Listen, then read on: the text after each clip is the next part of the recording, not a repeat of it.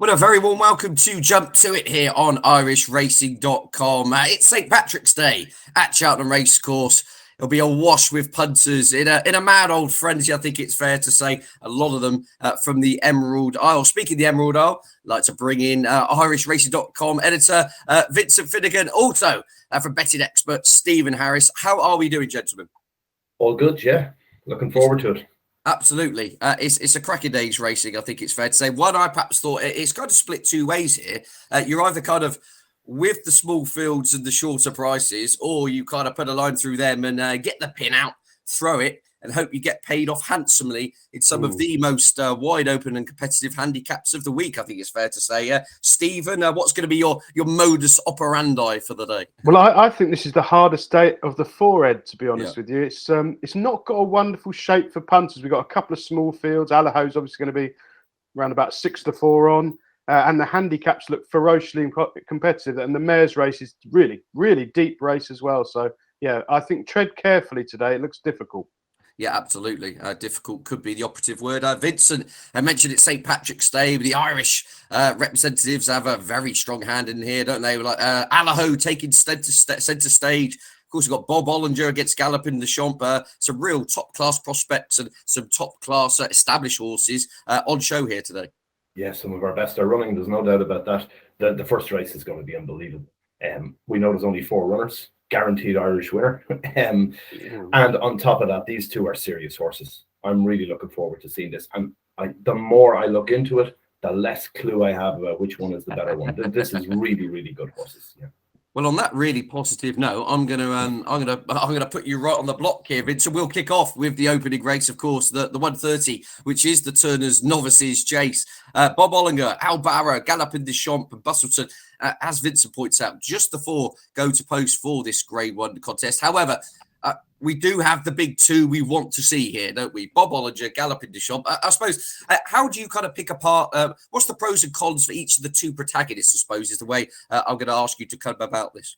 Well, the first thing is they're obviously both high class. They're both festival winners from last year over hurdles. They both come here unbeaten with 2 runs each over fences. It's very difficult to say which is the better horse. The only thing I've looked at here, one aspect of it is they both run against 2 horses over fences. A horse called Master McShee and another one, Gaillard de Mesnil. Yeah. Bob Olinger has beaten Master McShee by 16.5 lengths, Galopin Des Champs by 9. And then you go to Gaillard de Mesnil, Bob beats him 31.5, and Galopin beats it 14.5. So either way you look at it, Bob Olinger has beaten these horses twice the distance Galopin Des Champs has, which seems odd considering you think of Galopin Des Champs as this wide margin winner each time, but yet Bob Olinger has beaten these horses further. The big question for me is Bob Olinger is his jumping. It shouldn't be a question because he's coming from Henry de Bromhead's where they jump better than any other yard, but we've only seen him twice, and the first day he made a couple of niggling mistakes in Gowran Park. I wouldn't be too critical of him over that because that Gowran Park turning in that first fence in the straight, the third glass is downhill, and a lot of horses fall at that. He made a little bit of a mistake, but it was only minor enough, and that probably did him no harm in the longer term. And then at the last fence, something similar, made a bit of a rick of that as well. But again, that's fence in a race anyway. Horses don't tend to jump them too well, so I wouldn't be too critical of him there. But the next day he ran, when he beat Capodanno in Punchestown, there was a lot of fences omitted that day, so we haven't really got to see how good he is at jumping, particularly in the latter stages of races. So that would be one tiny question mark, but what a fabulous race. Really looking forward to it. Yeah, absolutely. But it's a very valid point, Stephen, to bring you in here. Galopin Des Champs has kind of oozed class and really made you sit up on the edge of your seat of what you've seen over fences. Bob Olinger, I mean, I was watching back both his chase runs. You wouldn't say he's been disappointing by any stretch of imagination, but he hasn't set the pulse racing in this discipline yet. No, he's workmanlike, isn't he? He's worked so far, but he's got the room to improve over fences, which I suppose is all part of the calculation of which side of the fence you sit on.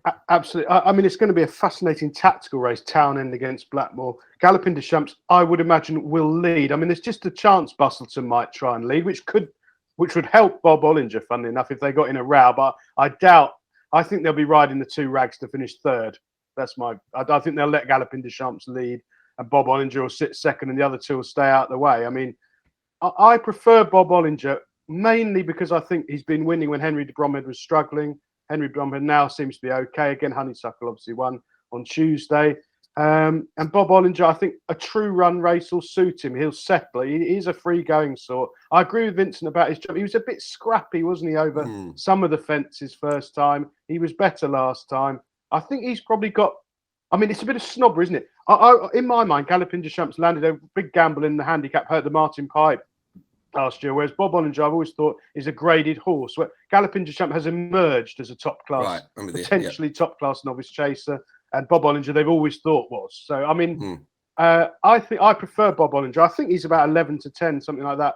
I think that's a fair price. I mean, you can't say it's colossal value because Galopin Des Champs is going to lead. If he jumps the first one really well, he'll probably be odds on the exchanges. So, from that point of view, it's difficult. But I think it's a race to savour rather than get too heavily involved in. Yeah, I think that's a fair way to wrap up proceedings on that race. It's a small field, but as I say, the big two are there. Two very excited prospects. I'm sure we're all really looking forward to it. Now, to something even more straightforward, the 210, the Pertemps Network final hurdle, grade 3 handicap hurdle action here. Obviously, the final of this series. We've got, 24 due to go to post, the full field. Well, you could kick this. We'll carry on here, Stephen. Where are we going with this one? Well, 24 runners, 2 reserves at the moment. I thought Winter Fog was the one to side, but he has halved in price since, unfortunately, we all do our study a week or two ago, and since then he's gone from 8 into 9 to 2, something like that. He's got down to his price, I think. McManus, an absolute genius. If you watch his run back when he was second at 27 last time out, to say it was eye-catching, it was eye-catching. It was very eye-catching. I mean, I think not without involving libel lawyers, I think they shopped the business a bit with that run. I'm not sure that was quite the plan to finish like that, and everyone in the world saw it. But he's a horse with plenty of upside. He's only had a handful of runs over hurdles. There's loads more to come. And Emmett Mullins, I think they're all on. I think he's been a very well-backed horse. And he's, as I say, he is now his price, I think. So it's nothing clever, but I think he's the standout contender. I know he's been put up a few pounds and all the rest of it, but with the Irish handicaps, that doesn't seem to matter, really. I think they're on a different scale altogether, as we've discussed before. But unoriginal, but Winter Fog was my selection.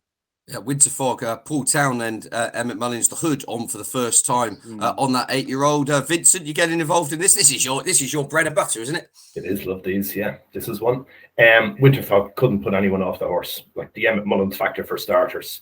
You have Townend booked. You have everything going right. They've stuck a hood on, which I presume is just to make an excuse for what happened the last day. The interesting thing here is the race he ran on the last day, where he finished second in one of these qualifiers. You have another horse of Gordon Elliott's down the bottom here. Dunboyne was 5th in that race. Another one that was nearest at the finish, only just getting himself into the qualifying positions. It was like one of those you'd see in the qualifying rounds in an Olympic event where they just, you just have to finish in the first 5 and you're looking around to see where everyone else is behind. Dunboyne then ran at the Dublin Racing Festival, was running a big race there in a similar type handicap and made an absolute howler at the second mast. And that put him out. It also got hampered, turned into the straight, but I wouldn't mind that too much. The race was over at that stage from. But as a bottom weight coming in here, Gordon Elliott, Jack Kennedy on it, that has a definite chance. And then at the other end of the handicap, there is no doubt the top horse has a big chance here. Sorry to Burley. He's won the race twice before.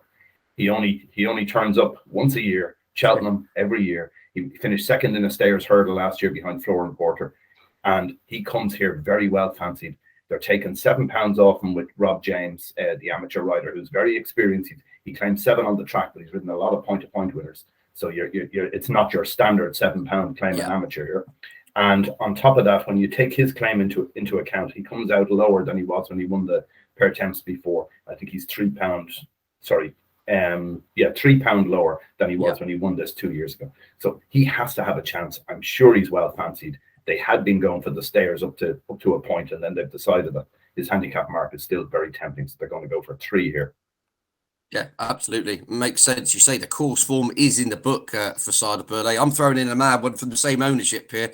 Dame de Compagnie, JP McManus, Nicky Henderson, team of good form, Aidan Coleman has looked absolutely gone at the game, a bit like myself in recent times. However, is a previous Cheltenham Festival winner, won the Coral Cup 2 years ago, and does get in here off a £1 lower mark. So a similar kind of angle in some respects to Cider Burley, the previous Cheltenham Festival winning form in the book at 20 to 1. I thought could run well for an each way play. Right, yeah, that is a tricky assignment. I think it's fair to say the Pertemps final. We'll move on to 250. The Ryanair Chase, 9 due to go to post for this Grade 1 assignment over the extended 2.5 miles. Allaho, on every preview night I've pretty much been to or been involved with Stephen, there's been about 5 or 6 inverted commas Cheltenham bankers, but the one which has pretty much come up on all of them is Allaho. From my point of view, hard to visage him being turned over in this assignment. No, I mean, again, he's got down to his price head. I think he's about 13 to 8 on now. Maybe they'll try and get him on the day.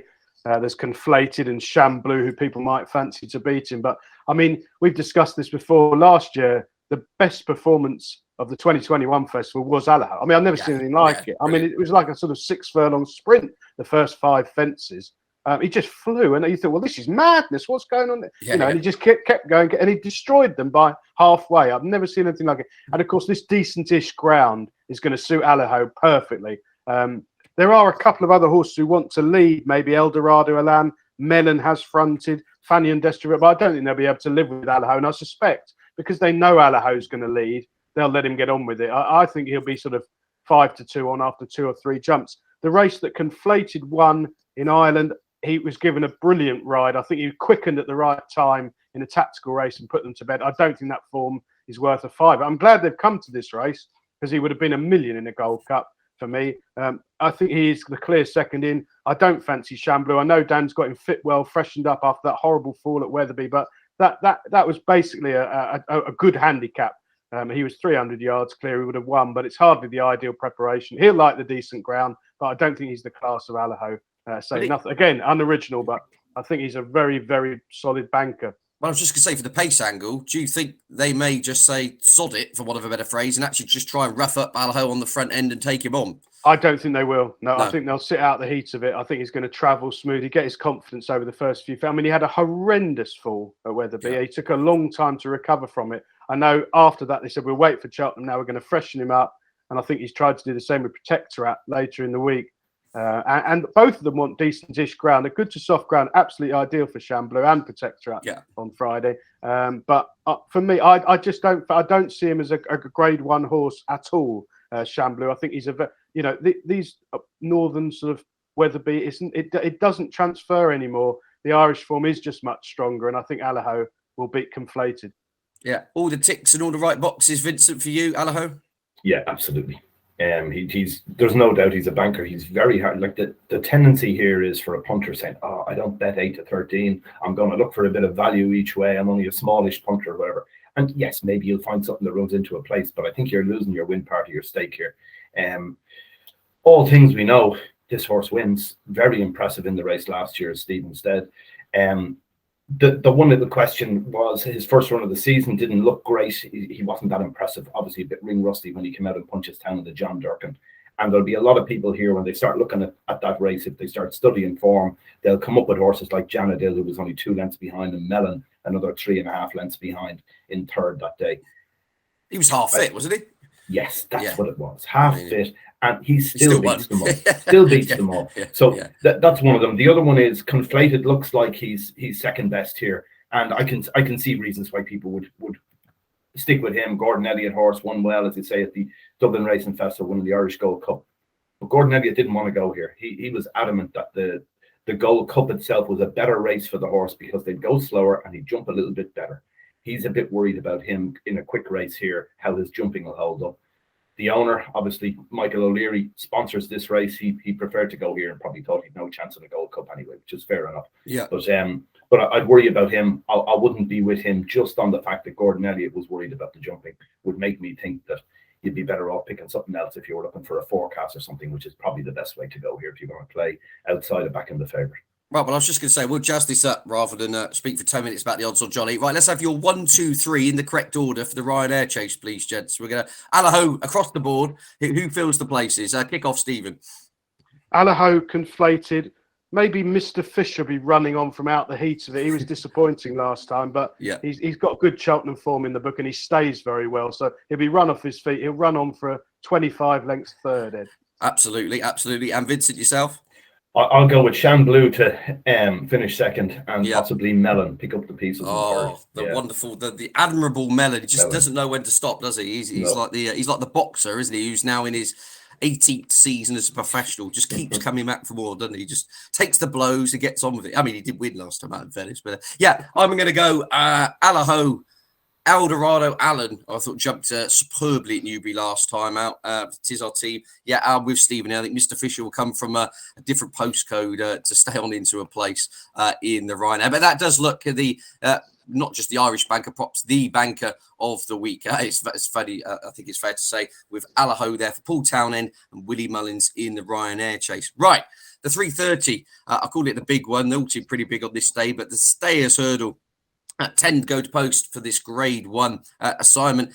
Stephen, Vincent, we've covered this in extensive terms on a lot of the build-up shows, but Stephen, I think the phrase we used, was a bit of an equine Rubik's Cube. This is an absolute head-scratcher in my view. You can make a case for pretty much all of them. Who are you going to make the case for? Well, I disagree with you. I think this is a very good punting race, I must admit, because, let's go through in reverse price order. Koshari, million. Handicapper. Song for Someone Needs Heavy Ground, million. Lisnagar Oscar, too old, too slow, million. Home by the Lead, not good enough, held by Royal Kahala. Royal Kahala needs much softer ground, unless we've had a deluge in the morning on Thursday. I don't really fancy Royal Kahala. So Paisley Park, everything panned out ideally last time. Yeah. He'll be running on, not impossible, half a runner. Thyme Hill is a big runner. The two Irish horses, I think there's a chance here they'll ruin each other. Right. They've met this season. Classical Dream trapped like a greyhound, and I thought Flooring Porter ran really well, actually. But in this race last year, Flooring Porter got a brilliant ride, made all the running pull. I think they're going to go hammer and tongs head-to-head, the pair of them, and I think there's a chance they'll spoil each other. So I think we're left with Champ and Thyme Hill. I think Champ is a really good each-way bet here, 5-1. You're getting 5-4 a place. They're all a quarter of the odds, I assume, for looking round. He travels really strongly. That long walk at Ascot was a brilliant effort. I think he half bounced in the cleave. It was a funny Cheltenham race you often get where they all get racing far too soon and then hit the hill and stop. And it teed it up for Paisley Park. I think Champ didn't get a brilliant ride. He'll get a more measured cruising round on the bridle. John Joe O'Neill Jr.'s on. I can see him absolutely sauntering into this. He's a blinding each way bet. Let's hope the two Irish horses ruin each other and Champ can cruise up the hill. I think he's a very fair price, 5-1.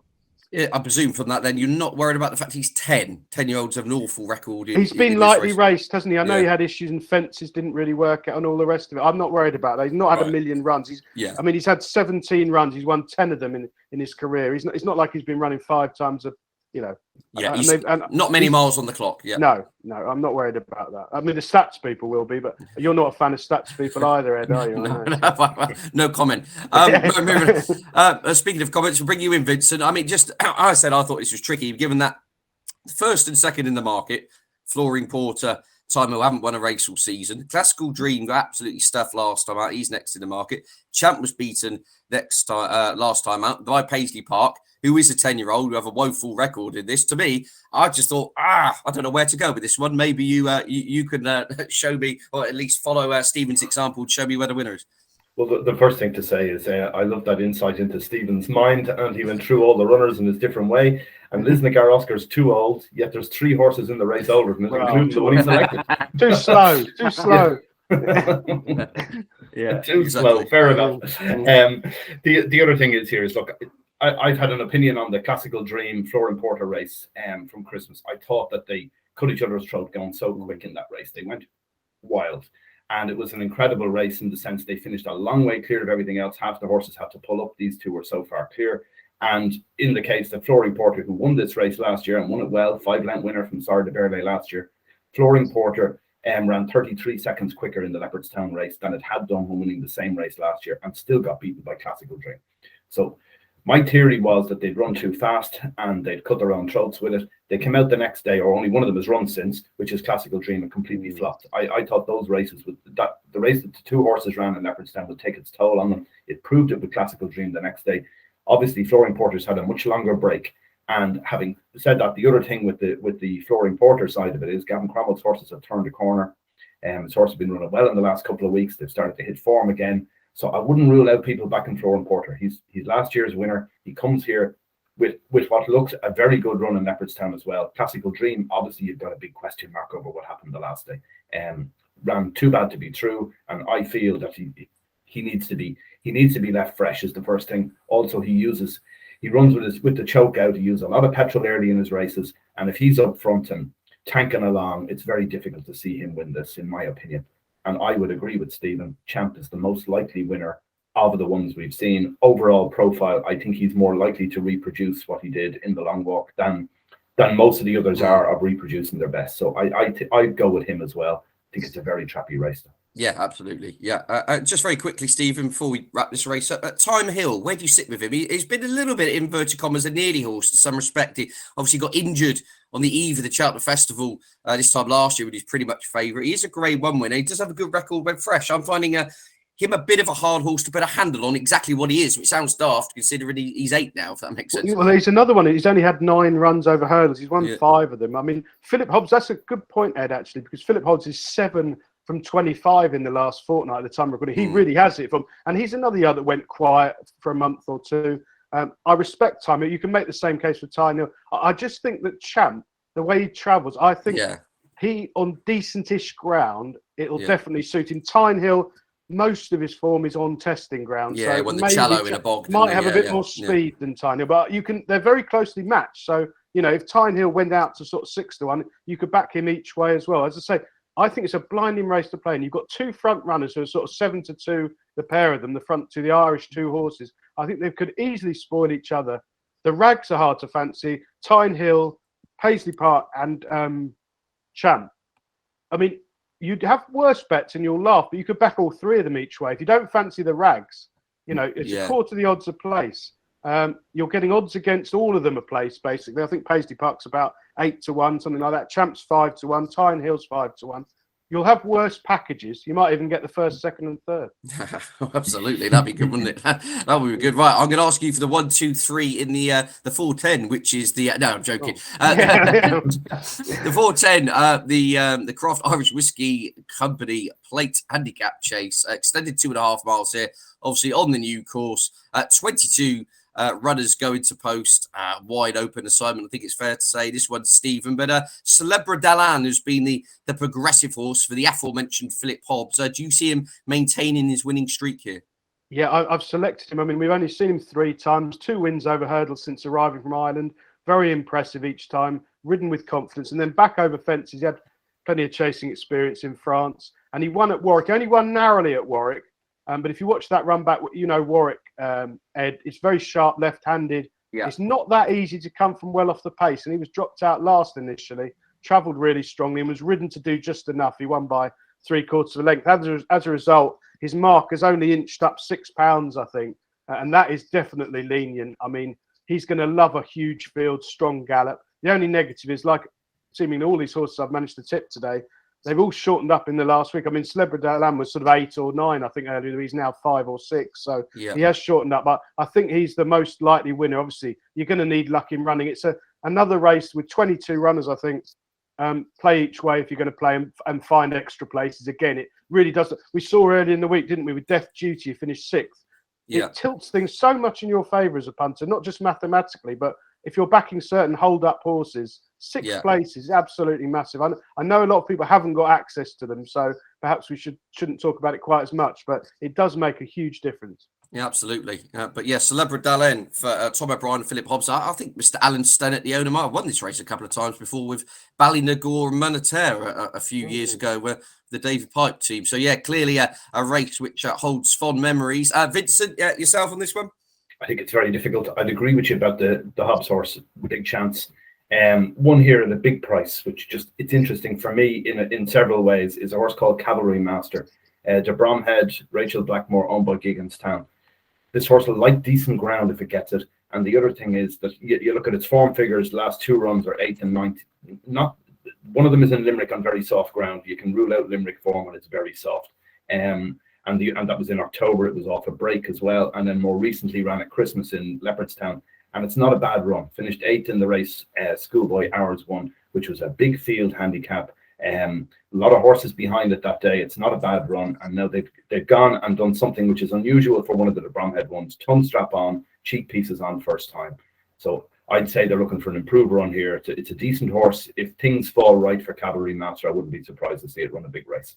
Yeah, indeed, as you say, all the headgear going on there with the the tongue tie, the cheek pieces, but definitely one to look out for there in the 410, the plate, of course, a very trappy, wide opening counter. I'm throwing in his Stolen Silver for Sam Thomas, a yard who's having a really good season. If you backed all his horses blind over fences, funnily enough, Sam Thomas this season, he'd be £27 up to £1 level stake. He's got about 25 to 1 poke in here with Stolen Silver, who's got some good course form. And I think could run well for each way backers. Moving on to the 450, the Ryanair Mares Novices Hurdle, Grade 2. Of course, I still call it the Dawn Run Mares Novices Hurdle, even though the race is still relatively in its infancy. 22 again. No moaning about small fields here. 22 due to go to post for this assignment. Right, Vincent, you could kick this one off. Lots of unexposed sorts. Lots of excited types on display, I think it's fair to say. Oh, without a doubt. We've got some nice horses in here. This Dino Blue, which is favourite. Willie Mullins, one owned by McManus, looked very good. Wide margin winner in Clonmel, admittedly, but you wouldn't mind that. They thought a lot of this horse, and he's obviously come here with a plan. The other Mullins one I really like is Brandy Love. I've liked this for a long time. Very good run in Fairy House when it got beaten the last day and was impressive before that. But the day in Fairy House, it was going right-handed. The horse consistently jumped left, made some mistakes. It was jumping that far left at times. But I think going left-handed at Cheltenham will really suit this. Paul Townend on it, he'll know the horse at this stage, and I think she has a big chance here. The other thing that I note in this race is we've had some mad results in it previously. Willie Mullins is one of the big outsiders before, and he's got lots of runners in here too. I think the market is wrong. They're making it too concentrated on the front few in the betting here. We're looking at 5-2, 4-1, 9-2, the first three or something in the betting. I think that's wrong. I think this is a 5-1 the field race.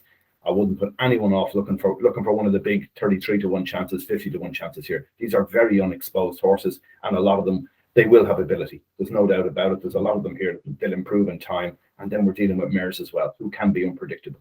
So I'd be very keen on looking for an outsider here. I haven't picked one yet. I still stick with Brandy Love as being my best option. Just the price isn't as big as I would have thought she'd be. Yeah, absolutely. Well, we've been talking to Robbie Power all week and discussing potential outsiders in this. His mount here is the daughter of Getaway, Say Goodbye. And earlier on, we caught up with Robbie to find out his thoughts. Yeah, I'm looking forward to Saying Goodbye. I know she's a big price, but the Bears Novices is a wide open race. I think Brandy Love is the one we probably all have to beat. She was very good in Nace when she won. She didn't like going right-handed in Fairy House. So I think she's probably the classy mare in the race, but she has her quirks. Say Goodbye was only a length and a quarter behind Party Central over off level weights in Leopardstown, and I think Say Goodbye is 25-1, Party Central is 5-1. You know, I think anyone having a small each way bet, I think Party Central is one of my big price outsiders that could run very, very well. Well, interesting to hear the views of Robbie Power there on Say Goodbye for Gordon Elliott. Coming to you then, Stephen, are you concentrating yourself towards those at the top of the market, or are you looking for a bit of left of field selection here? I think this is probably one of the biggest no-bet races of the weekend. To be absolutely truthful, 22 runners, mares, impossible to compare all the form lines, and Ireland have got the first 10 in the market virtually. I did go for Dino Blue, basically because I watched the win, and it was very, very impressive. Now, it was on heavy ground, so it's completely different, but she was hammered in the market down to evens. The runner-up has fell next time out, but would have won, and the third's come out and won as well. So the form has got a bit of depth. There's been plenty of money around for her in the offices in the past couple of weeks, which is probably very significant, but not a betting race. Just a quick word. The best of the English runners for me would be Nurse Susan of Dan Skelton, who's held in the highest regard. Carlisle and Leicester, that form's worked out really well. Did get beaten at Lingfield last time out by Love Envoy. But again, that's good form. And it was a terrible ground, and she got caught a long way back and ended up being out wide out of her ground. And I think she was probably the best horse on the day there. Whether that's good enough to get within 15 lengths of any of the Irish horses, I don't know. But I think Nurse Susan will run well. And if you want to have a small each way bet, maybe again extra places, 25, 20-1, probably could do worse. But not a punter-friendly race, this, I don't think. Absolutely. There's a lot of powder drive, splinters on your backside, fence sitting, whatever you want to call it. It could be the ideal race for it. One just to sit and take a note of with the future in mind. Right, on to the finale on your card here, of course, is the Muir 3.25 miles. This is where the amateurs get their chance. Always exciting, this contest. I love it every year. Again, huge field here. Well, we got 24 going to post. And Vincent, you can kick us off. As ever, Irish appear to have a very strong hand in this one. Yes, they do. Without a doubt, Schoolboy Hour is going to be one of the favourites for JP McManus. You always have to look towards his and handicaps. Won a big handicap, the Paisley Park Chase in Leopardstown the last day, and he's Derek O'Connor booked. Jockeys are very significant here as well. You're looking for a top amateur rider. And another one that I really fancy here is Mr. Fog Patches. It's got a top amateur in Patrick Mullins. You can't get a more accomplished rider than him, and all the experience he has at Cheltenham as well. And Mr. Fog Patches doesn't win very many races, but my God, he runs crackers. He was third in the Turners Novices Chase most recently. That was a very good race. The Longhouse Poet won that, who they think is going to win an Irish or English Grand National at some point. Very good level of depth in that race. I think that was a big run. Prior to that, he was second over the course back in December, only beaten half a length. He was third to Run Wild Fred in the Troytown Chase back in November. He was also third in the Scottish National. So he's going to be thereabouts. I think Patrick Mullins on him, hunting him around. He will not be far away, and it's definitely worth a bet at 10-1 with Boyle Sports. I see it currently. Yeah, absolutely. Mr. Fog Patches there. Keep on that 8-year-old. Commented Stephen, where are we going with this one? Well, I like Frontal Assault here. I thought he ran really well last time. The only thing at the back of my mind is he's only had 3 runs over fences, and this is going to be a sort of rough and tumble, very competitive race, but he was extremely eye-catching last time. I think he goes over a trip 3 mile 2 for the first time over fences, but he's a proven stair in soft ground over hurdles, battled hardened, useful level. His jumping's improved each start. As I say, ran really well last time out. Everything looks in his favour. He must go completely dominated by Ireland. Again, I don't think this is a wonderfully punter-friendly race as well. Again, it'll be very small stakes for me, but he was my selection. Well, I think that pretty much wraps up the day's action, doesn't it, gentlemen? Yeah, really trappy and tricky assignments. But just for the jump to it viewers at home, I'd like you to give us your 3 best bets of the day. Stephen, you can lead us off.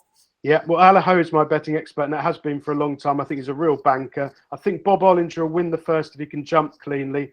And I think probably the best actual bet of the day is back in Champ, each way, around 5-1 in the Stayers Hurdle. I'll be absolutely devastated he's out the frame. I think if the race pans out right for him, I think he'll win. Absolutely. Champ there for Stephen in the Stayers. Vincent, yourself? Yeah, I'm sticking with Champ as well. He's one of mine. I thought he's definitely worth a bet. The other one is Brandy Love. I'd like to see a little bit bigger price than 4-1, but I think Brandy Love has a big chance in the Mares Novice. And then Mr. Fog Patches in the concluding race in the Muir. With Patrick Mullins on him, he'll be thereabouts.